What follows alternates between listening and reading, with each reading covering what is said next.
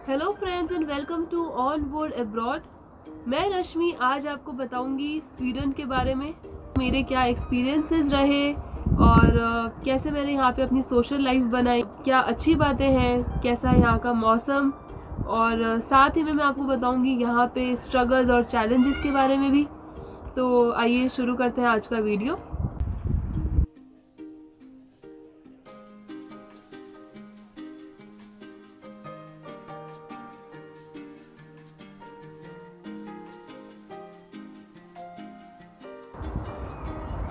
जब मैं first time abroad आई थी तो मेरे माइंड में यही था कि मैं यहाँ पे काफ़ी घूमने वाली हूँ, तो मुझे घूमने का मौका मिलेगा और नई जगह देखने का मौका मिलेगा।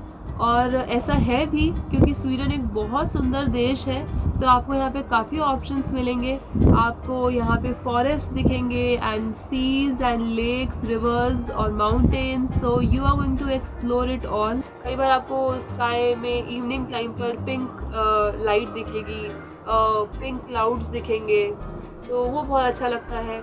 और काफ़ी ब्लू रहता है यहाँ का स्काई क्योंकि यहाँ की एयर क्लीन है, तो यहाँ पे पोल्यूशन नहीं है, तो वो एक अच्छा एक्सपीरियंस है अपने आप में। और इवन अभी रिसेंटली तो लोगों को रात को नॉर्दर्न लाइट्स भी दिखी थी यहाँ पर, तो मैंने तो नहीं देखी क्योंकि वो थोड़ा लेट नाइट होती है, तो और दिखती भी है तो वो थोड़े टाइम के लिए दिखती है, तो मैंने मिस कर दिया वो। अभी हो सकता है मुझे अब दिख जाए, पर यहाँ पे आप अगर लकी रहे तो आप वो भी एक्सपीरियंस कर सकते हैं। जो स्वीडिश की बात करूँ मैं, अगर यहाँ पे स्वीडिश पीपल की, तो वो शुरू में आपको ऐसा लगेगा कि वो मे बी रूड है या उनमें एटीट्यूड है, लेकिन एक्चुअली में ऐसा नहीं है। They are just introvert. तो आपको खुद से कोशिश करनी होगी उनसे बात करने की, पहल आपको करनी होगी, लेकिन फिर आप एक्सपीरियंस करेंगे कि वो हेल्पफुल भी हैं और वो फ्रेंडली भी हैं। तो सोशल लाइफ यहाँ पे बनाना बहुत ज़रूरी होगा आपके लिए, क्योंकि यहाँ पे हमारे कोई रिलेटिव्स नहीं होते हैं और हम अपने दोस्तों को भी अपनी कंट्री में छोड़ आते हैं। तो यहाँ पे आके हमें दोस्त बनाना और एक अपना खुद का सोशल लाइफ बनाना वो बहुत ज़रूरी हो जाता है हमारे लिए। इवन कहीं घूमने भी जाते हैं तो हम यही सोचते हैं कि दोस्तों के साथ चलें तो ज़्यादा एंजॉय कर सकते हैं। यहाँ पर सब कुछ सिस्टम से ही चलने वाला है। जैसे हम सोचते हैं कि हमारे पास कोई शॉर्टकट होता, कोई जुगाड़ होता, कोई रेफरेंस होता, तो that does not work here. यहाँ पे तो आपको सिर्फ पता है कि सिस्टम ही है जो भी है। जैसे कि कोई जॉब भी चाहिए अगर यहाँ पर आपको, तो वो भी सारे ऑनलाइन मोड से ही आप देख पाएंगे। कोई रेफरेंस या कोई जैक या फिर अपने नेटवर्क या कनेक्शन से वो आपको हेल्प नहीं मिल पाएगी। वही है ऑनलाइन सिस्टम, अपना लिंक्डइन या इंडीड, इन्हीं पे जाके अप्लाई करना and then you know further how it is. तो उसी तरह से यहाँ पे सब कुछ चलता है और इसलिए लोग यहाँ के जो है वो बड़े काम एंड पेशेंस के साथ में यू नो लाइन में भी लगे रहते हैं। स्वीडन एक बहुत शांत देश है। यहाँ पे ज़्यादा पॉपुलेशन नहीं है, करीब 1 करोड़ यहाँ की पॉपुलेशन है। और करप्शन भी नहीं है यहाँ पर, क्राइम भी नहीं है यहाँ पर। और आप देखेंगे कि यहाँ पर जैसे कि करीब करीब सभी के पास में सारी फैसिलिटीज़ हैं, तो उस तरह से भी हम देखें तो हमें नहीं लगेगा कि कोई भी वजह है यहाँ पे किसी भी क्राइम के होने की या फिर करप्शन के होने की। करप्शन यहाँ पर एक वजह मुझे जो समझ में आती है वो इसलिए भी नहीं है क्योंकि यहाँ पे कैश की ज़रूरत पड़ती नहीं है, हर चीज़ ऑनलाइन ही हो रही है। जैसे कि यहाँ आने के बाद मुझे करीब 1 साल हो गया यहाँ आए हुए, लेकिन मैंने कैश विड्रॉ नहीं करा क्योंकि मुझे ज़रूरत ही नहीं पड़ी। शॉपिंग हम कर रहे हैं, हमारा कार्ड स्वाइप हो रहा है, हम ट्रैवल कर रहे हैं तो हमारा कार्ड स्वाइप हो रहा है, तो एवरीवेयर हम लोग अपना कार्ड ही यूज़ कर रहे हैं। अगर स्कूल की फ़ीस पे कर रहे हैं तो ऑनलाइन पे कर रहे हैं, या फिर अगर हम लोग यू नो डॉक्टर के यहाँ पे विजिट करते हैं, हमको उसकी फ़ीस पे करनी है, तो that is also happening online. So everything is online. बच्चों के लिए डेफिनेटली स्वीडन एक ब्लेसिंग है। यहाँ पे उनका मेडिकल और एजुकेशन फ्री है और ट्रांसपोर्टेशन का उनका बहुत नॉमिनल चार्ज लगता है। So I think it is a big plus point and क्योंकि बच्चों के जो मेजर खर्चे होते हैं वो यही होते हैं, और हम यहाँ पे देखते हैं कि वो खर्चा हमें नहीं उठाना है एज पेरेंट्स। तो ये एक बहुत बड़ा यहाँ पे बेनिफिट है। इवन गवर्नमेंट इसके ऊपर बच्चों को हर महीने अलाउंस दे रही है और पेरेंटल लीव्स बेनिफिट भी देती है गवर्नमेंट। तो हम जब अपना टैक्स देते हैं हमारी सैलरी का 1/3, तो हमें लगता है कि हम we are paying a lot of money to the government. लेकिन हमें फिर जब वही उसी पैसे को जब हमें अलाउंसेस की फॉर्म में हमें दिया जाता है, तो तब हमें लगता है कि नहीं, it is all happening for a good cause and it's fine. तो हमें नहीं लगता कि हम इतना हेवी टैक्स पे कर रहे हैं यहाँ पर। और इवन हमारी सराउंडिंग्स भी प्रॉपर रहे, क्लीन रहे, उसके लिए भी गवर्नमेंट बहुत इनिशिएटिव्स लेती है।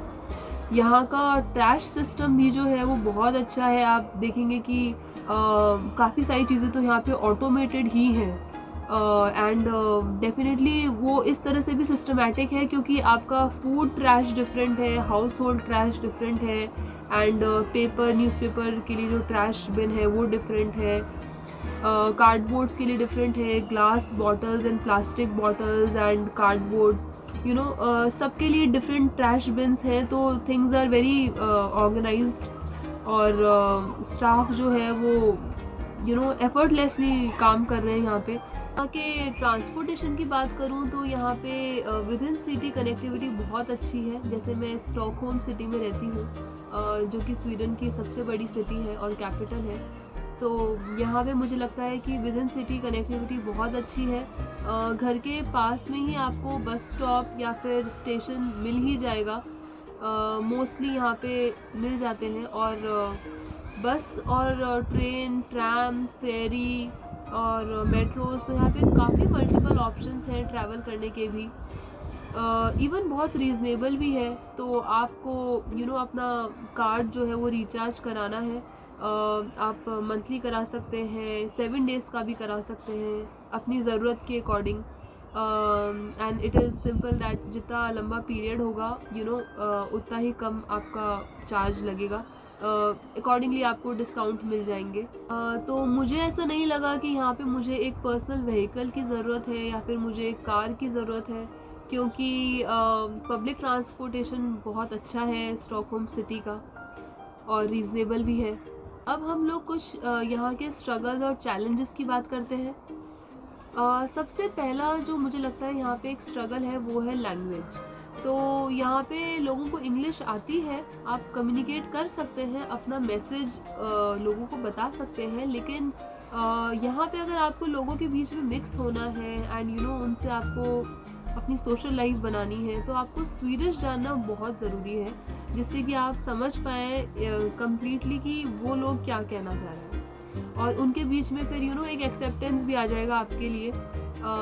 ऑफिसेस में जैसे कि अगर आप जाएंगे तो अगर आप इंडियन हैं और बाकी 4 जो हैं वो स्वीडिश हैं and they are talking in Swedish, तो आप उनकी कॉन्वर्जेशन का पार्ट नहीं हो पाएंगे। So if you want to be with them and in them, then if you want that acceptance of you here, then you should learn Swedish. और जिसके लिए पॉपुलर मोबाइल एप्लीकेशंस हैं ड्यूलिंगो और Babbel. Winters यहाँ पे थोड़े dark रहते हैं, डे लाइट जो होती है वो 6 आवर्स की ही रहती है यहाँ पर। आप सोचेंगे कि अभी आपने अपना लंच किया और बाहर तो अंधेरा हो गया है। शुरू में थोड़ा डिफरेंट होगा आपका एक्सपीरियंस, तो हो सकता है आप उसको नॉर्मल समझ लें या कुछ डिफरेंट समझ के आप उसको इग्नोर कर दें, लेकिन कुछ हफ्तों बाद में आपको थोड़ा डिप्रेसिंग लग सकता है।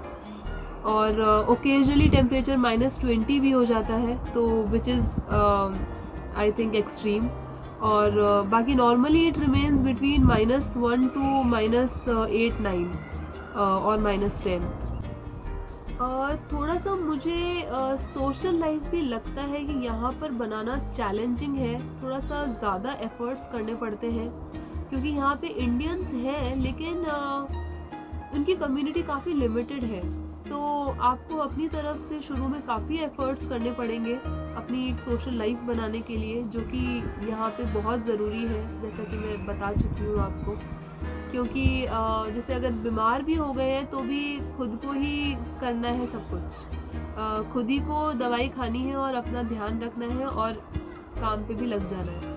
अपनी सोशल लाइफ बहुत ज़रूरी है हमारे लिए, जिससे कि हमें अकेलापन महसूस ना हो और हमारे बच्चों को भी एक फैमिली एनवायरनमेंट। फूड भी यहाँ पे एक स्ट्रगल है, क्योंकि हम इंडियंस को रोड साइड फूड एंड चाट, कचौरी, पकौड़ी उन सब का शौक रहता है। तो जैसे मुझे तो है, मैं नॉर्थ इंडिया से हूँ, तो पर वो यहाँ पर बिल्कुल नहीं मिलेगा आपको, और वो आप मिस करने वाले हैं यहाँ पर। करने का हमारा प्लान बनता है तो सबसे पहला माइंड में थॉट यही आता है कि सबसे मिलना होगा, और सेकंड इम्पॉर्टेंट थॉट यही आता है कि हम वहाँ पे जाके बहुत इंटरेस्टिंग चीज़ें खाने वाले हैं। सो वी आर फूडी, तो हम तो बहुत मिस करते हैं यहाँ पर। कॉस्ट ऑफ लिविंग स्वीडन में थोड़ी हाई है। यहाँ पे रेंट जैसे कि काफ़ी हाई रहता है। मोस्टली सैलरी का 1/3 पोर्शन जो है वो आपका रेंट में ही चला जाएगा। तो टैक्स देने के बाद अगर रिमेनिंग सैलरी रेंट में भी इतनी जा रही है, तो फिर आप समझ सकते हैं कि किस तरह से आप अपने बाकी खर्चे या फिर सेविंग्स मैनेज करेंगे।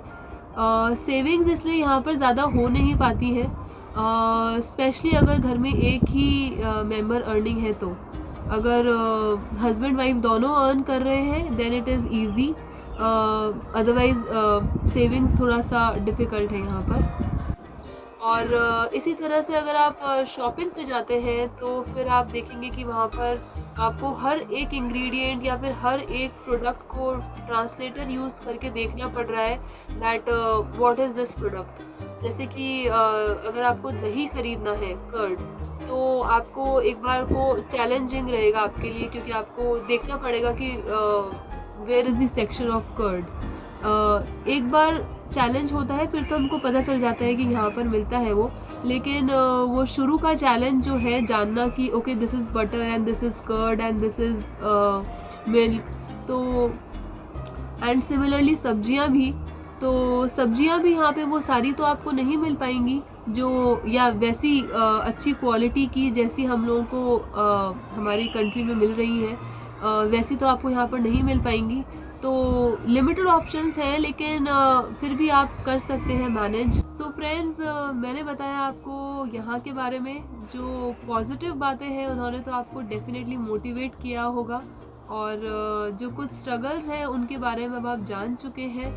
तो आप जब यहाँ पर आएंगे तो आपको नॉर्मल लगेगा, धीरे धीरे आप यूज्ड टू हो जाएंगे और आप मैनेज कर पाएंगे। अगर आपकी और भी कोई क्वेरी है तो आप प्लीज़ मुझे कमेंट्स में लिखिए। Thank you for watching my video and please subscribe to my channel because my more related videos are coming up. Thank you.